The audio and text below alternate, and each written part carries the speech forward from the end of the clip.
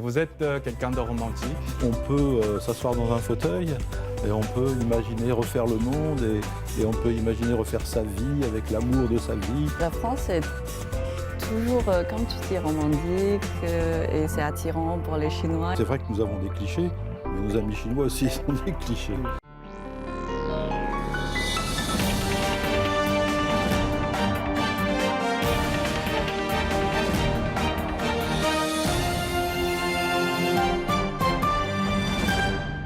Bonjour, bienvenue dans Parlons-en.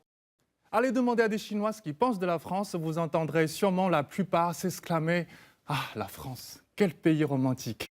Parmi eux, il y a ceux qui ont grandi avec des romans de Balzac, de Hugo, ceux qui ont passé leurs années sur les bancs de la fac à rêver des tableaux de Fragonard. Mais pour la plupart, la notion du romantisme à la française vient peut-être juste de ces images véhiculées par les pages de magazines de mode ou des vitrines de grandes marques de luxe soigneusement mises en scène. Mais quel que soit le déclic romantique de chacun, c'est bien un avant-goût pour beaucoup d'entre nous dans la découverte de la culture française. Mais savons-nous vraiment ce que signifie le mot romantisme? Est-ce une mode éphémère, une attitude, un art de vivre, une légende ou juste un cliché? Et y a-t-il encore de la place pour le romantisme à une époque où triomphent les réseaux sociaux et de smartphones de tout genre? C'est ce qui nous intéresse dans ce nouveau numéro de Parlons-en. Et puisque c'est difficile d'éviter des clichés quand on parle du romantisme, jouons justement avec les clichés. Je vous invite à commencer cette émission avec une des chansons françaises probablement les plus connues au monde, La vie en rose d'Édith Piaf, interprétée par Séverine Andreu, en tournée en Chine avec un joli spectacle, Édith, le cœur d'une femme. Des yeux qui font se baisser les miens, un rire qui se perd sur sa bouche. Voilà le portrait sans retouche de l'homme auquel j'appartiens. Quand il me prend dans ses bras, il me parle tout bas, je vois la vie en rose. Il me dit des mots d'amour, des mots de tous les jours, et ça me fait quelque chose. Il est entré dans mon cœur une part de bonheur dont je connais la cause. C'est lui par moi, moi par lui dans la vie. Il me l'a dit, l'a juré pour la vie. Et dès que je l'aperçois, alors je sens en moi mon cœur qui bat. Hold me close and hold me fast, the magic spell you cast. This is la vie en rose.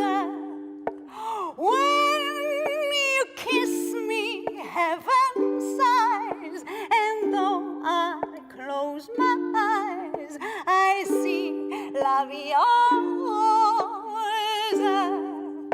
When you press me to your arms, I'm in a world apart, a world where roses bloom.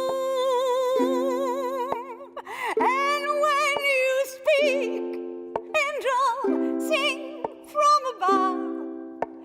Everyday words seem to turn into love songs. Give your heart and soul to me, and life will always be la vie en rose. La la la la la la la la la la. Nous avons le plaisir d'être en compagnie aujourd'hui de 4 invités tout à fait romantique. Gabriel, Suna, vous formez le groupe Gemini, vous êtes rencontrés à Paris et vous vivez maintenant à Beijing. Jean-Luc Tissier, vous êtes délégué général de la Fondation Alliance française en Chine et directeur de l'Alliance française de Pékin. Et Wang Mo, vous avez vécu 8 ans à Paris pour apprendre le stylisme. Vous avez été formé à Inalco, à Moda, et maintenant vous êtes à Beijing. Vous avez créé la marque Minus A et la maison Monos. Bonjour, bienvenue. Bonjour. Alors, est-ce que vous vous sentez romantique? Vous êtes quelqu'un de romantique? Ça dépend, c'est quoi le romantisme? Je ne sais pas si je suis romantique. Par contre, on me dit beaucoup que je le suis. Là je parle des étudiants chinois qui fréquentent l'Alliance française. Alors, au départ, je me dis parce que je suis français. Oui. Et puis, on essaie de comprendre quand même. Moi, ça fait 2 ans que je suis ici. On essaie de comprendre pourquoi on nous dit ça aussi souvent. Et je pense qu'il y a chez les Français une façon d'être, peut-être une façon de parler, une façon de bouger, qui pour nos amis chinois, a du sens quand eux parlent du romantisme. Nous, bien sûr, on a un peu de mal à se reconnaître, parce que c'est vrai que nous avons des clichés, mais nos amis chinois aussi sont des clichés. La France est toujours, comme tu dis, romantique et c'est attirant pour les Chinois. Et ma maman, déjà, elle adore la France, beaucoup plus peut-être que l'Italie. Elle a ses sentiments spéciaux pour la France. Par rapport à d'autres pays. Oui, justement, nous avons évoqué ça brièvement lors d'une émission précédente en parlant de ce phénomène un peu amusant en Chine. C'est que pour tous les Chinois, les Français sont des gens très romantiques. La France est un pays romantique. Et vous avez dit à ce moment-là que, au lieu de s'en moquer, vous voudrez peut-être mieux en profiter et en faire quelque chose pour attirer les Chinois à s'intéresser à la culture française, à vraiment aller voir un peu ce que c'est le romantisme et par ça, ce que c'est la France, la culture française. Donc vous avez même créé un festival qui est spécialement dédié au romantisme, qui s'appelle le festival L'Automne du romantisme. En fait, c'est venu des conversations du quotidien avec les étudiants chinois qui, comme je disais tout à l'heure, nous parle de notre romantisme. Et en prenant les choses au sérieux, on a vu que les jeunes Chinois qui fréquentent nos alliances sont très intéressés quand on leur explique ce que nous pensons nous-mêmes du romantisme à la française. Alors, on part de conversations banales, et puis petit à petit, on voit qu'avec le romantisme, on peut aussi apprendre le français. On peut parler de la culture. Et cette idée du festival, elle est venue comme ça. On s'est dit, qu'est-ce qu'on pourrait apporter dans un temps fort, entre octobre et novembre, à nos étudiants, puis à nos publics de l'Alliance française au sens large, qu'est-ce qu'on pourrait leur apporter d'un point de vue culturel? Alors on a regardé, chaque année on publie un catalogue des événements culturels de l'Alliance française. Alors on a regardé notre catalogue, on en a parlé avec les étudiants, et puis on a dit qu'est-ce qui, dans ce catalogue, qui représente en fait toute la somme des événements qu'on organise en un an, qu'est-ce qui pourrait porter l'image du romantisme? Alors on a sélectionné la musique classique, on a sélectionné des littéraires, on a sélectionné des journalistes, des gens qui font de la bande dessinée, des chanteurs, des musiciens chinois et français. Et on s'est fabriqué notre programme comme ça. Et on a donc décidé aussi de communiquer au moment de l'automne pour tout simplement mettre le romantisme au devant de la scène. Cet air qui m'obsède jour et nuit, cet air n'est pas né d'aujourd'hui.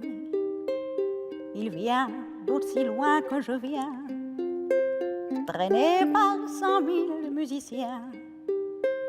Un jour, cet air me rendra folle. 100 fois j'ai voulu dire pourquoi, mais il m'a coupé la parole. Il parle toujours avant moi, et sa voix couvre ma voix.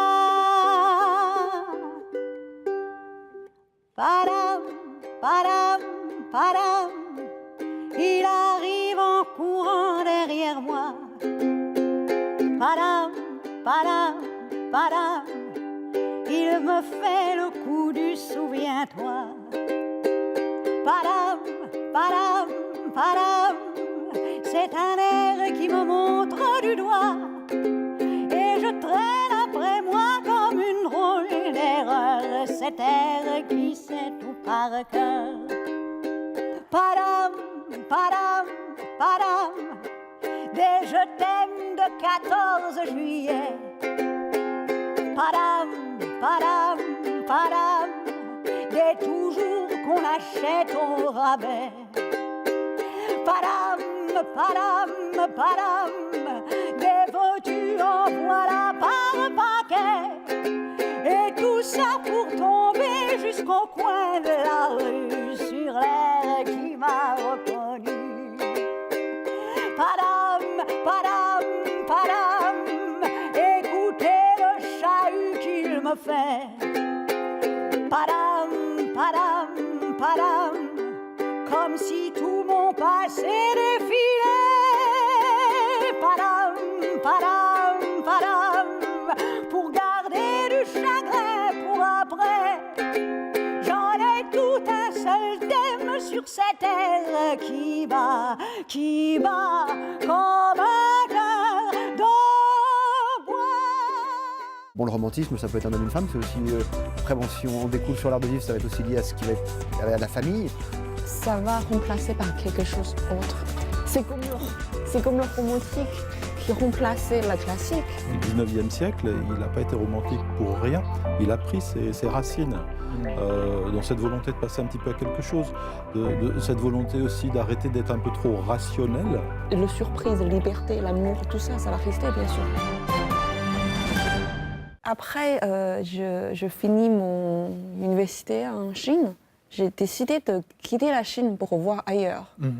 Et à l'époque, j'ai quand même les choix. Je peux faire l'étude aux États-Unis, je peux aussi faire en Europe. Et j'ai choisi la France parce que depuis tout petit, j'aime beaucoup Paris. Je ne sais pas pourquoi, mais ça vient de films, ça vient de littérature. C'est presque dans l'inconscient. Je ne sais pas, j'aime beaucoup Paris. C'est une ville et j'adore. Donc à la fin, j'ai choisi la France. Oui. Il y a l'image qui vient partout, qui vient de photos, qui vient de films. Et La Tour Paris, Eiffel, c'est aussi beau. la Seine, les quais, Oui, la Seine. l'architecture, c'est magnifique, Paris. Pour moi, c'est un rêve, quoi. Le souci, c'est qu'on ne se sent pas romantique. À l'arrivée, le romantisme... C'est plus le regard des autres porté C'est sur... pas ça, c'est que pour nous, Français, je pense que c'est quelque part, c'est un art de vivre. C'est culturel, c'est intrinsèque. C'est-à-dire que on vit comme ça. On va dire que, bon, pour Parisiens, pas Français, parce qu'il ne faut pas mélanger Paris et la France. Hein. Vous n'allez pas vous faire que des amis. Non, parce que, Non, c'est vous qui n'allez pas vous faire des amis.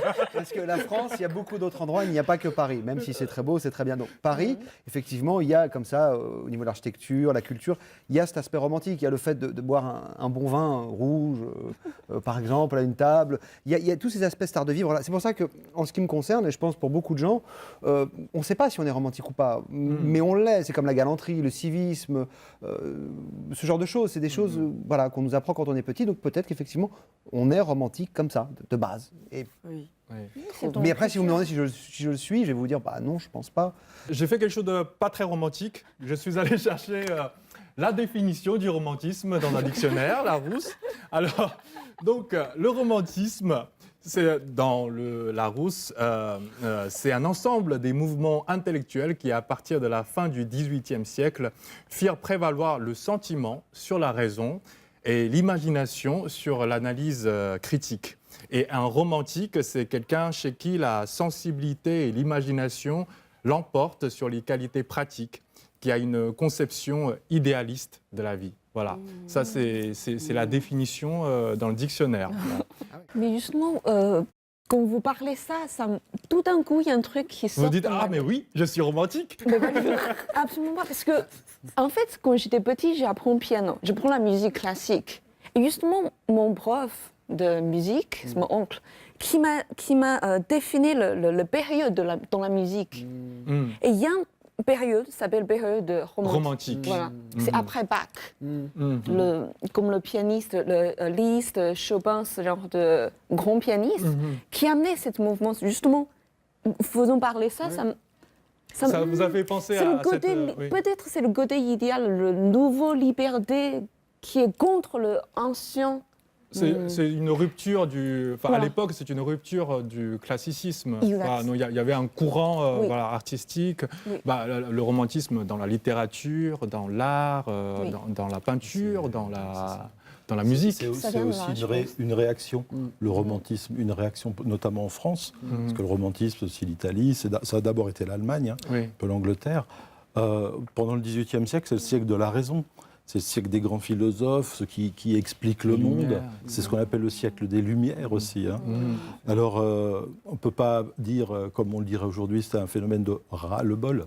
Mais il y a quand même eu quelque chose d'important à la fin du... C'est suite à la Révolution aussi. Voilà, à la fin du XVIIIe, cette chose Oui, importante, c'est la Révolution française. Et dans la Révolution française, il y a déjà des germes du romantisme. Parce que dans le romantisme, il y a de la passion, il y a de la souffrance, il y a de la violence même. Et c'est un grand siècle une grande période de bouleversement. Et il y a quelque chose qui est né là. Le 19e siècle, il n'a pas été romantique pour rien. Il a pris ses racines dans cette volonté de passer un petit peu à quelque chose, de cette volonté aussi d'arrêter d'être un peu trop rationnel et de laisser libre place aux sentiments, à l'émotion, à l'aventure personnelle, à la passion, à l'individu. à l'individu. Pas au groupe. Oui, c'est ça. Alors il y a aussi, bien sûr, dans la période romantique du XIXe siècle, il n'y a pas que ça. Il y a de l'art aussi qui s'exprime d'une manière nouvelle. Il y a du sentiment qui passe dans la musique. C'était beaucoup plus codifié auparavant. Quand on écoute de la musique au XIXe siècle, avec l'esprit romantique, surtout dans la deuxième partie du XIXe siècle, on peut s'asseoir dans un fauteuil et on peut imaginer refaire le monde et on peut imaginer refaire sa vie avec l'amour de sa vie. C'est l'époque où on parle beaucoup dans les romans, dans la littérature, des grandes rencontres, des grands sentiments, etc. C'est tout ça le romantisme. Je trouve que c'est très différent de l'image du romantisme quand on est en Chine et quand on a vécu en France. Avant, je pense que le romantisme en France, c'est plutôt les actions très concrètes ou des scènes très concrètes. Par exemple, qu'on fait la bise quand on rencontre, ou les amoureux s'embrassent devant tout le monde. Ou la table, comment dire, quand on mange, il y a beaucoup de glaces de vin. C'est très joli, argenté, très propre, Mais il s'agit plusieurs plus d'un art de assiettes. vivre alors, dans Oui. ce cas-là. Donc, avant de partir là-bas, je pense que ce sont des images très, très concrètes qu'on sent que c'est ça, très romantique, les fleurs et tout. Mais quand on est là, je pense que c'est pas ça. 对我来说，浪漫，哎呀，还真是问住我了。我能求助一下吗？我可以求助一下吗？哎。我觉得好多东西都可以说浪漫吧，比如说秋天就是浪漫，某种颜色、某种音乐可能都可以代表某种感浪漫受是浪漫。对，浪漫应该是一种感觉，但你说不太出来什么是浪漫，是不是？对，是一种体会，是一种体会，是不能用语言表达出来的，是一种感受，是能打动你心的这么一种感觉，比较甜的。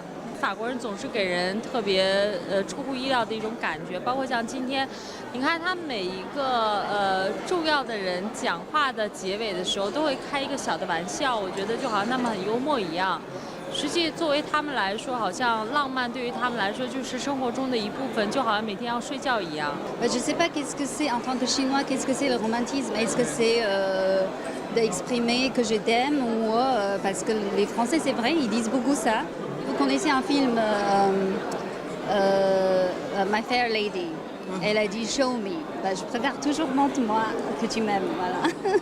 中国的浪漫呢，它是一种含蓄的浪漫，这个可能和中国的这个传统文化有关系。它不像法国，它更开放、更外显。中国的浪漫呢，它更含蓄一些。Je pense que c'est exprimer ses sentiments, oser exprimer ses sentiments. Et je trouve que c'est nécessaire dans la vie qu'on vit maintenant parce que souvent les gens n'osent pas. Je crois que le romantisme, c'est beaucoup plus que des histoires sentimentales, même si ça peut nous conduire dès la première seconde, dès la première minute, à penser à l'amour entre l'homme, femme, mais ça peut être quelque chose qui dépasse de loin tout cela. Donc toutes ces émotions qui nous relient, à la nature, à notre pays natal, à nos camarades, à notre métier. Ça peut être le romantisme pour moi. 吃好喝好就挺浪漫的了。我觉得就是浪漫，就是一个内心的态度嘛。然后如果要是你自己感觉就是有飘飘的感觉，然后就是浪漫。任何美好事物都是一个浪漫的一个情怀嘛。也可能是像今天的美酒、美食，也可能是一个什么雨后的街景，都能唤起你内心的一种浪漫的情怀。比方说我们现在，很友好的那个对视啊，那也是很浪漫的情怀啊。Quand on est petit, peut-être on lit beaucoup de romans français, ou bien on voit des films français. On croit que les Français sont romantiques. Peut-être au bord de Seine, au bord de la Seine, on se promène. On connaît un poème sur le pont de Mirabeau, coule la Seine et nos amours. Ça, c'est très romantique. J'avais cette question en préparant cette émission, quand j'ai entendu toutes ces réponses-là recueillies pendant la soirée, je me dis, mais alors, est-ce qu'aujourd'hui, dans cette société, dans le monde d'aujourd'hui, et puis dans cette société où on vit, c'est encore possible d'être romantique? Parce qu'on vit dans une société où tout va très vite et on n'a pas le temps pour soi ni pour les autres et on est presque... Alors, beaucoup de gens ont des problèmes de vertèbres parce qu'on a tout le temps la tête baissée sur le téléphone. Donc, c'est une société où c'est voilà, le triomphe des machines, des langages informatiques, des langages SMS. Dans un monde comme ça, est-ce que c'est possible d'être encore romantique? Est-ce qu'il y a encore de la place pour le romantisme, selon vous? Que c'est possible, oui. Déjà parce que tout est possible. Deuxièmement, est-ce qu'il y a la place? Pas forcément, mais on doit la créer. Parce que de toute manière, c'est justement dans ce genre de monde où ça devient de plus en plus raisonnable ou comme ça, pragmatique, enfin ce que vous voulez, vous utilisez le mot qui vous plaît le plus. C'est justement les bouffées d'air, elles vont arriver de là, justement, de ces moments romantiques, de ce que vous disiez justement avant. Enfin, moi, personnellement, je le vis comme ça. Bon, le romantisme, ça peut être un homme et une femme, c'est aussi... après, bon, si on découle sur l'art de vivre, ça va être aussi lié à ce qui va être à la famille, à ces moments, vous parliez de la table et tout ça. Moi, si j'ai plus ça aujourd'hui, alors qu'au quotidien, c'est... téléphone, écran, non, c'est pas possible. Donc j'en ai encore plus besoin maintenant qu'avant. Donc est-ce que ça a sa place? Je sais pas, mais je pense qu'il faut la créer, la place. On n'a pas trop le choix. Et puis il faut surtout l'apprendre aux plus jeunes pour qu'ils puissent, eux, justement, après en profiter. Enfin, je pense. Oui, mais moi je pense que quelque part ça va remplacer par quelque chose d'autre. C'est comme le romantique qui remplaçait la classique à l'époque. Je pense à un moment donné, le monde qui avance, qui change vraiment. Le monde, il n'est plus comme avant. C'est pas pour ça que ça va disparaître non plus? Ça ne va pas complètement disparaître, mais je pense qu'il y a autre chose qui arrive dans le futur, qui change l'humanité, qui change notre façon de vivre, qui change tous les cultures, tous. Ok. On sera plus là peut-être. Je m'inquiète pas. J'espère pas, j'espère qu'on garde tout. Mais peut-être la forme va changer. Je pense le forme, le extérieur, l'apparence de romantisme va changer, ça va remplacer par l'autre activité. Mais est-ce que l'esprit, ça reste dans la tête, ça sera la même? C'est-à-dire le surprise, la liberté, l'amour, tout ça, ça va rester bien sûr. Je trouve que c'est plus difficile qu'avant d'être romantique actuel avec toutes ces machines. Je trouve le romantisme, c'est quand même un peu flou. C'est quelque chose qu'on ne peut pas expliquer. C'est très, je ne sais pas, 60 ans ou... Mais moi, je ne suis pas très inquiet, en fait, parce que quand je regarde ce phénomène, effectivement, c'est très visible en Chine, c'est certainement le pays le plus connecté du monde. Oui. Tout le monde a un téléphone dans les mains, moi aussi maintenant. Il y a beaucoup de gens qui m'ont dit, alors c'était des Français un peu arrogants, parce que les Français savent aussi être arrogants, hein, pas que romantiques. Hein. Oui. Et les Français arrogants qui disaient, regardez, tous ces Chinois, là, ils ont que leur téléphone, ils ne parlent plus, ils ne sont plus en communication, ils ne rêvent plus. Mais ce n'est pas vrai. C'est pas vrai, parce que les attentes des jeunes Chinois, c'est bien de faire la rencontre de leur vie. Après, ce que ça devient, c'est une autre histoire. Mais la rencontre de leur vie au moment où ils ont 20-25 ans, c'est du rêve, c'est de la projection, c'est du sentiment, c'est de l'émotion. C'est quelque chose d'extrêmement fort. On a plus de besoins qu'avant parce que c'est plus difficile. Peut-être, ouais. Oui, parce que déjà autour de nous, c'est pas romantique, c'est très efficace. Tout le monde se pressait. Et du coup, on a besoin d'un moment très libre. Il n'y a pas de dérangeant, il n'y a pas de gens autour. On rentre dans la nature. Je pense que ça, c'est un besoin beaucoup plus fort pour les gens actuels, modernes, par rapport à, je sais pas, des gens, des personnes qui ont vécu dans une époque beaucoup plus naturelle, beaucoup plus romantique. C'est peut-être un petit point d'inquiétude, là, par contre. Je serais un petit peu moins optimiste, parce que je trouve que, je parle des jeunes Chinois, parce que je vis avec des jeunes Chinois à l'Alliance française, entre 18 et 30 ans. Ils ont un petit peu oublié ce qu'a été leur histoire et ce qu'est vraiment leur culture. Une longue histoire, cette culture chinoise, où le romantisme est visible à chaque période. Moi, je m'intéresse beaucoup à la période des jardins des lettrés. Les lettrés chinois qui cultivaient cet art du jardin. Qu'est-ce qu'on faisait dans les jardins? C'est de la rencontre. On ne faisait pas que des rencontres, si vous voyez ce que je veux dire, honorables. Si on s'intéresse à cette période, on voit que la relation, c'est au cœur. La relation entre l'homme et la femme. Et je trouve ça un petit peu dommage qu'à l'école en Chine, on ne travaille pas là-dessus, parce que c'est plein d'enseignements, surtout dans une période, comme vous dites, tout va vite, hein, c'est du béton, c'est des grandes avenues, des villes tentaculaires. Mais ce n'est pas un hasard s'il y a un retour à ces valeurs. Mais il faudrait que peut-être les jeunes Chinois fassent un petit effort pour retrouver toute cette substance qui a existé en Chine et qui subsiste. Moi, je me promène beaucoup en Chine, je vais voir ces jardins de lettrés, je rencontre les vieilles personnes, les intellectuels, les gens de la littérature qui portent ça encore et qui regrettent que les jeunes ne soient pas plus connectés à ça. Merci à vous de venir aujourd'hui, d'avoir répondu à mon invitation, de venir parler du romantisme. Rien que de réussir à vous réunir tous les quatre aujourd'hui dans le studio de CCTV à se questionner sur l'essence du romantisme, c'est déjà en soi un acte très romantique. Donc merci à vous d'avoir répondu à mon invitation et merci à vous de nous être fidèles tous les samedis sur CCTV français. Au revoir, à la prochaine. Et les yeux qui font baisser les miens, un rire qui se perd sur sa bouche. Voilà le portrait sans retouche de la femme à laquelle j'appartiens. Il me prend dans ses bras, il me parle tout bas. Je vois la vie en rose. Il m'a dit des mots d'amour, des mots tous les jours, et ça me fait quelque chose.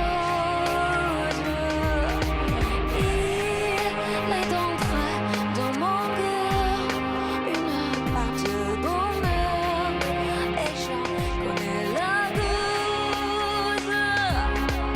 C'est toi, tu m'as mis à chercher pour la vie. Et dès que je t'aperçois, alors je sens en moi mon cœur qui bat.